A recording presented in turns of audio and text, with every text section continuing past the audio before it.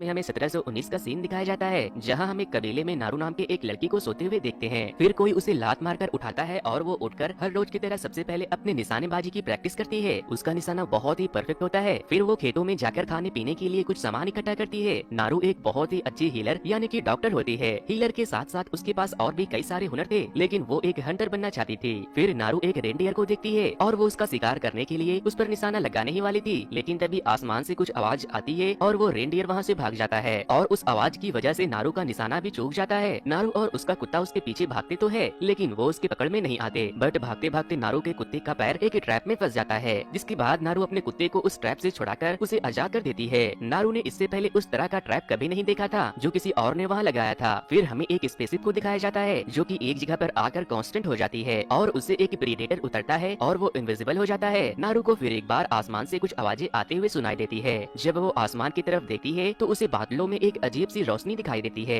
अब हम देखते हैं कि नारू एक ईगल का शिकार करने की कोशिश कर रही थी और उसका भाई ताबे उसे अपनी बहादुरी के किस्से सुना रहा था, लेकिन नारू उसे चुप हो जाने को कहती है तो ताबे उसके शिकार पर अपने तीर से निशाना लगाकर उसे गिरा देता है। जिसके बाद नारू अपने भाई से कहती है कि आज मैंने आसमान में एक थंडरबर्ड के सैन को देखा है। वो कहती है अब वक्त आ गया है मेरे कुत्ता मियां बनने का। उसका भाई उससे कहता है कि मुझे नहीं लगता कि तुम अभी इसके लिए तैयार हो, क्योंकि तुम उस चीज का शिकार करना चाहती हो जो कि तुम्हारा शिकार कर सकता है। जिसके बाद वो निराश होकर अपने घर चली जाती है। घर आने के बाद वो उस मछली को पकाने की तैयारी करती है जो कि उस ईगल का शिकार था जिसे ताबे ने अपने तीर से मारा था। वो मछली का एक टुकड़ा अपने कुत्ते को भी देती है। फिर जब नारू अपने हथियार को तेज कर रही होती है तो उसकी मॉम उससे कहती है कि नारू तुम बहुत चीजों में एक्सपर्ट हो, लेकिन तुम एक शिकारी ही बनना क्यों चाहती हो। तभी उसका भाई ताबे वहाँ ईगल को लेकर आता है तो उसकी माँ उसका वेलकम करती है और फिर वो नारू को कुछ हर्ब्स यानी कि जड़ी बूटी लाने के लिए भेज देती है। अब हमें एक चूहे को दिखाया जाता है जो कि एक ट्रांसपेरेंट चीज की तरफ बढ़ रहा होता है और तभी एक सांप उसका शिकार कर लेता है। लेकिन फिर हम देखते हैं कि वो ट्रांसपेरेंट चीज जो कोई और नहीं बल्कि स्पेसशिप से उतरा क्रिएचर था, वो सांप को अपने तीर से मारकर उसके शरीर से खाल को निकाल देता है। इधर जब नारू और उसका कुत्ता कुछ जड़ी बूटी लेकर वहाँ से लौट रहे होते हैं तो नारू देखती है कि उसके कबीले के लोग एक लायन का शिकार करने जा रहे होते हैं, तो वो भी उनके साथ जाने लगती है। जिस पर कबीले के लड़के उससे कहते हैं कि तुम्हें खाना बनाने के अलावा कुछ और करने की जरूरत नहीं है। ताबे उनसे कहता है कि इसे हमारे साथ आने दो, अगर हमें पूही जिंदा मिल गया तो उसे इसकी दवाइयों की जरूरत पड़ सकती है। थोड़ा आगे जाने के बाद नारू एक पत्ते पर खून के निशान को देखती है और फिर फाइनली वो लोग पूही को ढूंढ लेते हैं। वो बहुत ही बुरे हाल में था, लेकिन उसकी सांसें अभी भी चल रही थी,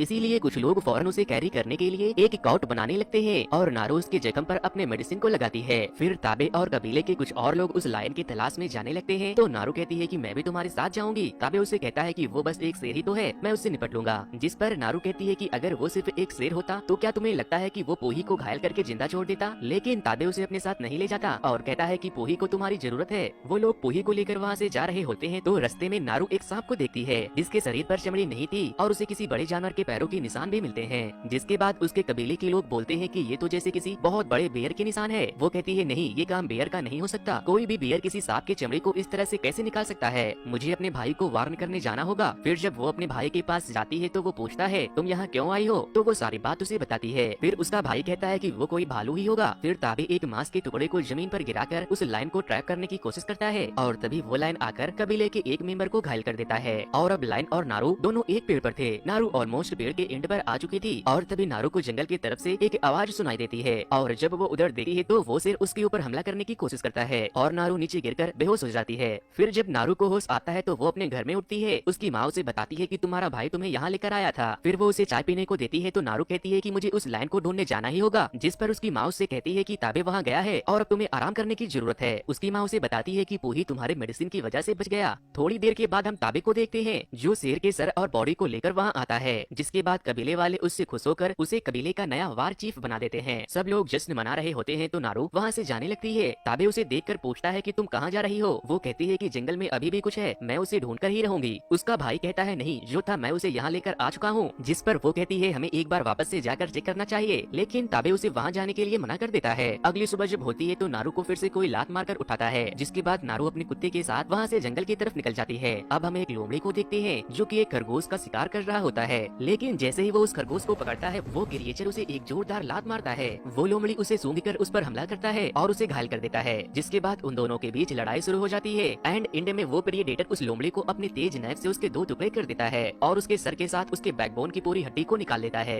इधर नारू को रास्ते में एक अजीब सा लिक्विड लाइक सब्सटेंस मिलता है और वहीं उसे बहुत बड़े पैरों के निशान भी मिलते हैं। नारू वहाँ से जब आगे जाती है तो उसे एक खरगोश दिखाई देता है। वो उसका शिकार करने की कोशिश करती है, लेकिन वो बार बार इधर उधर भाग जाता है। जिसके बाद वो पेड़ों के छालों से एक रस्सी बनाकर अपने एक्स में अटैच कर लेती है, जिससे उसे शिकार करने में आसानी होगी। और फिर वो 2-3 खरगोश का शिकार करके रात को उन्हें खाकर अपने कुत्ते के साथ सो जाती है। अगली सुबह हम देखते हैं कि वो प्रिडेटर उस लोमड़ी के मसल को डिकम्पोज करके उसके स्कल को अपने पैरों में सजावट के तौर पर सजा लेता है। और इधर दूसरी तरफ जब नारू उठती है तो वो मस्त दांत वांत साफ करके अपने सफर को कंटिन्यू करती है। फिर नारू देखती है कि किसी ने बहुत से भैंसों को मारकर उसके शरीर से उसके चमड़ी को निकाल लिया है। उन्हें देखकर नारू को बहुत बुरा लगता है और फिर नारू उन भैंसों की आत्मा की शांति के लिए प्रे करती है। वहाँ से और आगे जाने के बाद नारू एक गहरे दलदल में फंस जाती है। वो वहाँ से जितना निकलने की कोशिश करती है उतना ही नीचे फंसते जा रही थी। जिसके बाद वो अपने एक्स को निकालकर उसे एक पेड़ के जड़ों में फंसाने की कोशिश करती है, लेकिन वो बार बार मिस हो जा रही थी। अब इधर दूसरी ओर हम प्रेडेटर को देखते हैं, जो कि पेड़ों से उछलते हुए पानी से होकर उसी रास्ते आने लगता है जिधर नारू थी। नारू भी वहाँ से निकलने के लिए बार बार अपने कुल्हाड़ी को फेंक रही थी और ऑलमोस्ट वो डूबने ही वाली थी, लेकिन एंड में पेड़ों के जड़ों में वो अपने कुल्हाड़ी को फंसाने में कामयाब हो जाती है और उससे लगी रस्सी को पकड़कर वो वहाँ से निकल जाती है। वहाँ से निकलकर वो खुद को साफ करती है और तभी उसका कुत्ता उसके लिए एक चूहे का शिकार करके लाता है।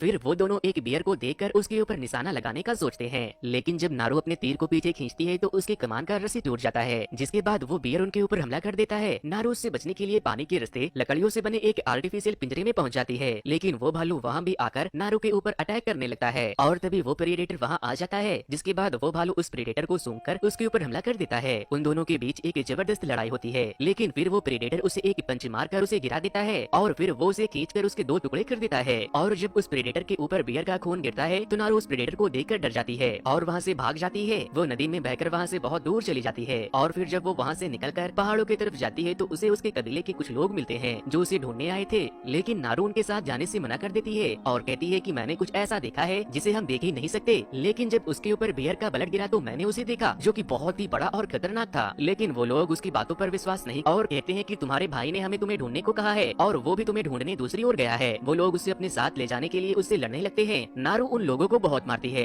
बट एंड में वो लोग किसी तरह से उसे मारकर बांध देते हैं और तभी हम उस क्रिएटर को देखते हैं जो वहाँ भी आ चुका था। उसकी आवाज और एहसास को सुनकर कबीले के लोगों को लगता है कि शायद ये कोई जानवर होगा। फिर कबीले का एक बहादुर नौजवान जो बड़ा 30 मार का बन रहा था, जब वो वहाँ चेक करने जाता है तो उसकी तरफ 3 रेड कलर की लाइट आती है और फिर उसे 3 तीर लगते हैं और वो वहीं मर जाता है। कबीले का एक दूसरा जवान जब उस पर तीर चलाता है तो उसकी बॉडी थोड़ी सी विजिबल होती है, जिसके बाद वो लोग उससे लड़ने लगते हैं। इसी बीच नारू अपने रस्सी को काटकर आजाद हो जाती है और वहाँ से भाग जाती है। कबीले के नौजवान बहुत ही बहादुरी से उससे लड़ते हैं, लेकिन सारे के सारे मारे जाते हैं। जब नारू वहाँ से भाग रही होती है तो वो एक ट्रैप में फंस जाती है, जिसके बाद वो प्रेडेटर वहाँ भी आ जाता है और वो नारू को उस ट्रैप से छुड़ाने की कोशिश करने लगता है। लेकिन तभी वहाँ कुछ और शहरी लोग भी आ जाते हैं, जिसे देखकर वो प्रेडेटर तो वहाँ से भाग जाता है, लेकिन वो लोग नारू को बंदी बना लेते हैं। फिर नारू उन लोगों के बॉडी पर उन बफेलोज की चमड़ी को देखकर कहती है कि अच्छा तो तुमने उन भैंसों को मारा है। जिसके बाद उनका लीडर वहाँ से उठकर आता है और नारू को मारने लगता है। ये कुछ रशियन शहरी लोग थे जो नारू की बातों को नहीं समझ सकते थे, लेकिन उनके पास एक ट्रांसलेटर होता है जो उनके लैंग्वेज बोल सकता था।